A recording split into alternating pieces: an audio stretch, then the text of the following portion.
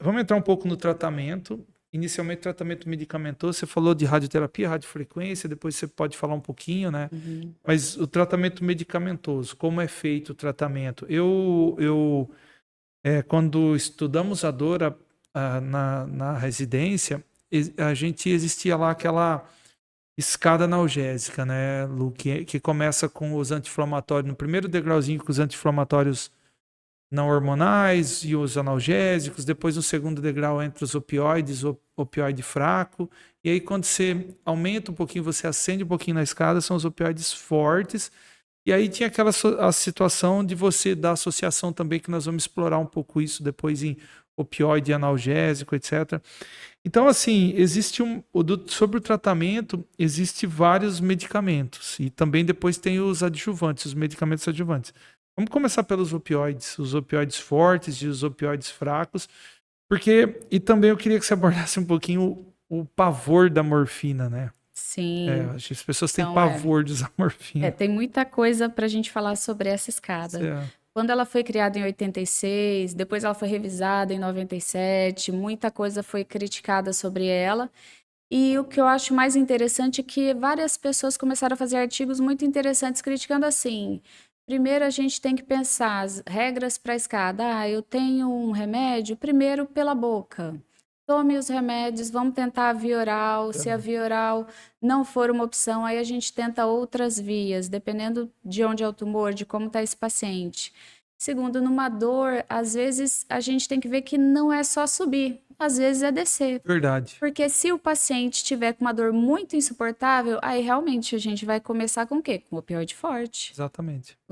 E na revisão em 97, nos anos depois, apareceu o quarto degrau, que são os procedimentos intervencionistas. Porque quando a dor está muito insuportável, você já está dando todas as classes de remédio, e mesmo assim esse paciente não está controlando a dor, ou esse paciente está controlando a dor, mas ele está tendo um monte de efeito colateral, que ele não está saindo da cama porque está muito sedado por causa do opioide, ou ele está vomitando, ou ele está constipado demais, e você não está sentindo que você tem espaço para diminuir, aí a gente tem que pensar em um procedimento que vá poupar o opioide, poupar a medicação adjuvante.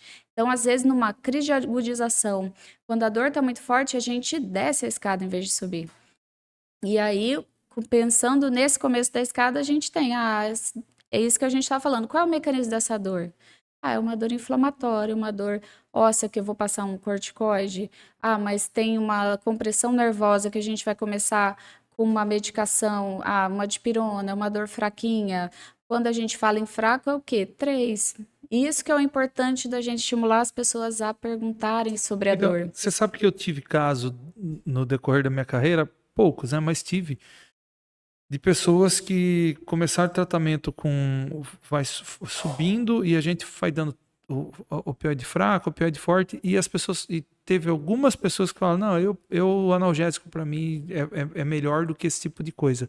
Então você percebe que nesse tipo de caso você desce o degrau, exatamente. Ou se já chega, você está dizendo, já chega no seu consultório com 2 drogas, por exemplo. Isso é comum, né? Você chegar com a morfina e o tramal fazendo associação e eles agem no mesmo receptor, né? Sim. Então as pessoas passam desse jeito. Então você tem que ver se é aquilo ou se dá para descer um pouquinho, né? Você tira um pouco o pé e desce, né? Tem razão. E na verdade, a morfina com o tramal nem faz tanto sentido. O que a gente fala assim, o opioide forte, as pessoas só pensam na palavra forte, mas quando você tem um paciente que tem dor constante, ele precisa de um opioide de uma longa duração. Então, a morfina via oral, a morfina endovenosa, ela vai durar 2, 4 horas. Aí o paciente está com dor de novo. Então, tem hoje em dia já formas de morfina, que é a LC, que é a liberação controlada, que elas duram 12 horas. Temos a metadona, tem buprenorfina, que é o restivo adesivo. O adesivo. A gente vai falar depois das vias. O fentanil. Então, a gente tem tanta droga que dura mais tempo que a morfina ela tem que ser usada só para resgate. Toda vez que a gente tem um esquema de opioide e o tramal não está dando conta, na hora que a gente entra no opioide forte, o tramal não faz mais sentido, a codeína não faz mais sentido. A gente tem que pensar em opioides fortes, com o tempo de duração deles, para você usar um para resgatar, uma hora que eu precisar andar, fazer um esforço físico.